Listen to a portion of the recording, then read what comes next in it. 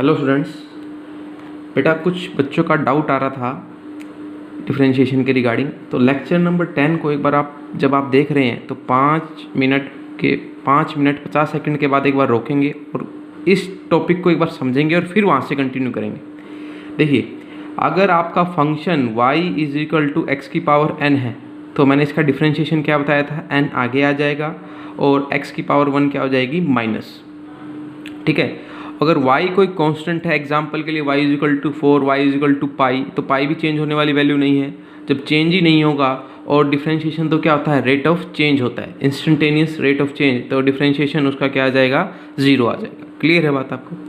अब इस चीज़ में बच्चों को डाउट आ रहा है, y is equal to c x की पावर n। बच्चे कह रहे हैं कि सर ये कांस्टेंट है, कांस्टेंट का डिफरेंशिएशन 0 होता है तो इससे मल्टीप्लाई करेंगे तो 0 हो जाएगा। बेटा देखो, कांस्टेंट है परंतु यहाँ पर एक चीज़ वेरी कर सकती है, वो क्या है, x वेरी कर सकता है। क्लियर है बात आपको? तो इस केस में आप क्या करेंगे, कांस्टेंट को एज इट इज़ लिखेंगे, पावर n आगे आ जाएगी और x की पावर n क्या हो जाएगी, -1। ठीक है, अब इस चीज़ को समझने के लिए आप देखिए, यहाँ पर मैंने यहाँ किया है y is equal to c x की पावर n। कांस्टेंट हमेशा डेरिवेटिव से बाहर आ जाता है अगर उसके साथ कोई वेरिएबल हो, ये बात नोट करने की है। और फिर उस वेरिएबल का क्या होता है बेटा, डिफरेंशिएशन होता है। अगर आपने 10th लेक्चर को पूरा देख लिया है तो आप इसको इस रूल से भी समझ सकते हैं। f(x) g(x) को मैंने क्या बताया, अगर दो आपके वेरिएबल्स हों, ठीक है, तो आप क्या करते हैं, एक का डेरिवेटिव दूसरे को कांस्टेंट प्लस दूसरे का डेरिवेटिव पहले को कांस्टेंट। एग्जांपल लेता हूँ मैं, y is equal to 7x की पावर 9, तो पहले का डेरिवेटिव करना है दूसरे को कांस्टेंट मानते हुए। x की पावर 9 कांस्टेंट रखी मैंने, 7 का डेरिवेटिव अब क्या होगा, 0 होगा, प्लस दूसरे का डेरिवेटिव पहले को कांस्टेंट मानते हुए 7 एज इट इज़ दूसरे का डेरिवेटिव करेंगे तो यहाँ से आ जाएगा आपका इस फॉर्मूले से 9x की पावर 8। 7 और 9 की आपस में गुना हो जाएगी और y डैश क्या आ जाएगा, 63x की पावर 8। क्लियर है बात आपको? तो इस चीज़ को शायद मैं वहाँ पर बताना भूल गया, इस पॉइंट को। तो आप देखें, अगर सिर्फ वेरिएबल है तो ये आएगा, कांस्टेंट है तो 0, और कांस्टेंट और वेरिएबल दोनों है तो कांस्टेंट डिफरेंशिएशन से बाहर आएगा और वेरिएबल का क्या होगा बेटा, डिफरेंशिएशन होगा। क्लियर है बात आपको? अब प्रॉब्लम दी थी मैंने उस चैप्टर में, ठीक है, अगर अभी तक आपने प्रॉब्लम उस चैप्टर को पूरा, उस लेक्चर को पूरा नहीं पढ़ा है तो पहले पढ़िए, ठीक है। उसमें के लास्ट में मैंने कुछ प्रॉब्लम दी थी, उसको मैं डिस्कस कर रहा हूँ। y is equal to √x² + 4 find dy/dx। तो आप इसको क्या पुट कर देंगे बेटा, t पुट कर देंगे। क्लियर है बात आपको? क्योंकि आपको इन चीज़ों का पता है, x की पावर n, c की पावर x की पावर n, ठीक है, परंतु अब x के साथ कुछ प्लस में है। क्लियर है बात आपको? उसका डेरिवेटिव आपको नहीं पता है, तो आप इसको t पुट करें तो y is equal to √t आ जाएगा, क्योंकि x² + 4 को मैंने t पुट किया है, और जब अंडर रूट को मैं पावर हाफ लिख सकता हूँ बेटा, ठीक है।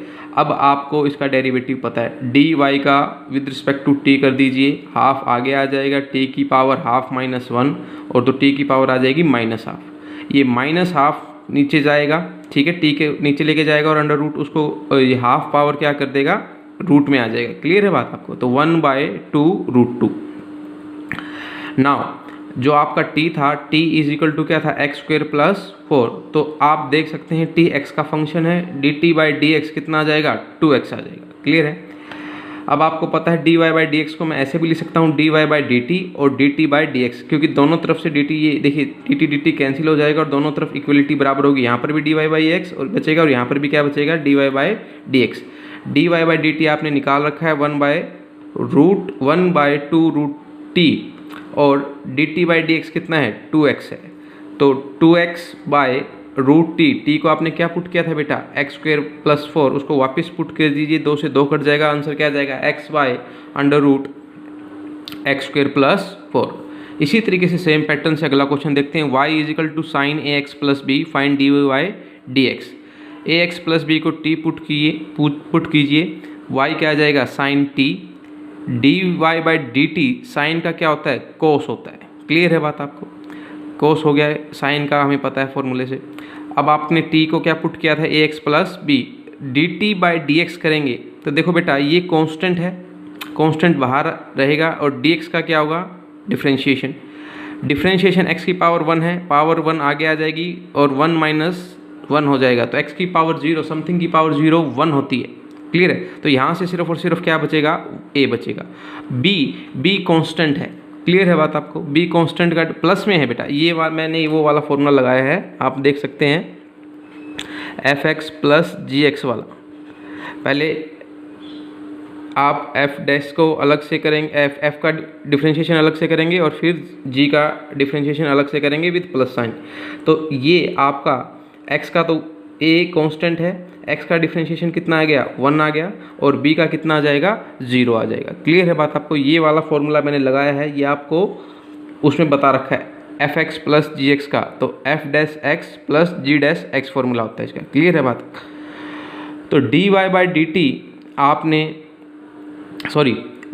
dt आपने निकाल लिया है cos t, और अब dt बाई dx आपने कितना निकाल लिया है बेटा, a निकाल लिया है। दोनों की मल्टीप्लाई करेंगे, आपके पास क्या आ जाएगा, dv बाई dx। तो cos t into a, t की वैल्यू वापस पुट कर दीजिए, आपका आंसर आ जाएगा a cos a x plus b। Clear है बात आपको? नेक्स्ट है आपका y is equal to natural log ax plus b. Same ax plus b को t पुट करेंगे तो y कितना आ जाएगा, ln t। इसका डिफ्रेंशिएशन आपको पता है, log का कितना होता है, 1 बाय t होता है। क्लियर है बात आपको? तो नाउ t क्या पुट किया है, ax प्लस बी, dt का विद रिस्पेक्ट टू x करेंगे, वापस a आ जाएगा। क्लियर है? दोनों की मल्टीप्लाई करो तो आपको क्या मिलेगा, dv बाय dx। आपका आंसर क्या आएगा, a अपॉन t को वापस पुट कर दीजिए, ax plus b, this will be your required answer. Same as it is e की पावर ax प्लस बी को t पुट करो, y is equal to e की पावर क्या आ जाएगा, t आ जाएगा। ठीक है? e की पावर क्या आ जाएगा बेटा, t। dv बाई dt क्या आ जाएगा, इसका function as it is differentiation यही होता है। ठीक है? अब t का आपको विद रिस्पेक्ट टू x करना है, तो आपका ये डिफ्रेंशिएशन क्या आ जाएगा, ये a आ जाएगा। इसकी और इसकी मल्टीप्लाई करेंगे तो dv बाई dx आएगा, तो आपका e की पावर t इंटू a। अब t को आप ax प्लस बी पुट कर देंगे तो ये आपका रिक्वायर्ड आंसर है। क्लियर है? अब इन चारों क्वेश्चनों को एक ट्रिक है बेटा, चेन रूल, उनसे भी आप सोल्व कर सकते हो। एक्चुअली मैं क्वेश्चन आपको वापस दिखाता हूँ। क्वेश्चन ये थे आपके पास, y is equal to sine ax plus B. ठीक है? ये रहा question, y is equal to ln ax plus B था, and y is equal to ex a plus B, और अंडर रूट वाला भी है क्वेश्चन ये। हाँ ठीक है? तो इन्हीं चीज़ों को एक बार दोबारा देखते हैं। बेटा चेन रूल क्या कहता है, ये आपका देखो एक लाइन में आंसर देगा। अगर आपको फॉर्मूले याद हैं तो एक लाइन में आंसर आ जाएगा, आपको टी वगैरह पुट करने की जरूरत नहीं है। इसमें देखो y is equal to sine ax plus b, आप क्या मानेंगे, साइन को एक फंक्शन मानेंगे और ax प्लस बी को एक फंक्शन मानेंगे। पहले वन फंक्शन को सॉल्व करेंगे और फिर दूसरे फंक्शन को सॉल्व करेंगे और दोनों की मल्टीप्लाई कर देंगे। एग्जाम्पल समझिए, y is equal to sine ax plus b है, साइन को एक फंक्शन माना, साइन का डेरिवेटिव क्या होता है, cos, ये एज इट इज चलेगा ax प्लस बी, साइन का डेरिवेटिव क्या होता है, ये होता है। फिर आप इस वाले फंक्शन को डेरिवेटिव करेंगे और इस वाले फंक्शन का डेरिवेटिव a आएगा, दोनों फंक्शन की आप क्या कर देंगे, multiply, this will be your required answer. दोबारा सुनिए मेरी बात अगले क्वेश्चन से, ln ax प्लस बी, इसको पहले आपको क्या मानना है, log को एक फंक्शन मानना है, फंक्शन का आपको डेरिवेटिव कर देना है। log के साथ मान लीजिए कुछ भी है, वो आपका जो फॉर्मूला क्या होता है, y is equal to ln x है, तो y डैश क्या आता है, 1 बाय एक्स, जो log के साथ एज इट इज आ जाएगा नीचे। आ गया बेटा? अभी ये ln का डेरिवेटिव हो गया है, अभी किसका बाकी रह गया है, इस x का, इस x का मतलब इस फंक्शन का। तो इसको जब आप करेंगे तो ये क्या आ जाएगा, a आ जाएगा। आप इसको भी देखो, आप पहले ln का कर दो, ln का क्या आएगा, 1 बाय एक्स, ये फॉर्मूला आपको पता है ना, इस y is equal to ln x का डेरिवेटिव क्या होता है, 1 बाय एक्स। इस फॉर्मूले को हम चेन रूल से वेरीफाई कर सकते हैं। पहले ln का करो, ln का क्या आ जाएगा, 1 बाय एक्स। अब x का करो डिफ्रेंशिएशन और दोनों की मल्टीप्लाई करो, x का डिफ्रेंशिएशन क्या आएगा, 1 आएगा, तो आंसर कितना आ गया, y dash is equal to 1 by x. Clear है बात आपको? पहले आपको इस फंक्शन का डेरिवेटिव करना है, क्लियर है, और फिर इस फंक्शन का डेरिवेटिव करना और दोनों की क्या कर देनी है, मल्टीप्लाई कर देनी है। e की पावर t का डिफरेंशिएशन क्या होता है, e की पावर t, इसको एज इट इज रखा, फिर इस फंक्शन का, ऊपर वाले फंक्शन का आपने डेरिवेटिव किया और उसको क्या कर दिया, मल्टीप्लाई में रख दिया। अब इसको देखिए, y is equal to under root x square plus 4, क्या मैं इसको बेटा ऐसे लिख सकता हूँ एक्स स्क्वेयर प्लस 4 की पावर हाफ। तो इसको पहले आप इसकी पावर वाले को आप सोल्व करें, हाफ आगे आ जाएगा और एक्स स्क्वेयर प्लस 4 और हाफ माइनस 1 होगा, वो which will be equal to आपका माइनस हाफ। तो ये जो अंडर रूट है इसका आपने एक तरीके से इस फंक्शन को आपने सोल्व कर दिया है। अब अंदर वाला जो फंक्शन बचा है उसको सोल्व करना है, that will be equal to 2x। अब आप दोनों की मल्टीप्लाई करेंगे तो ठीक है, इंटू 2x मल्टीप्लाई में है तो सोल्व करेंगे आपका ये आंसर आ जाएगा।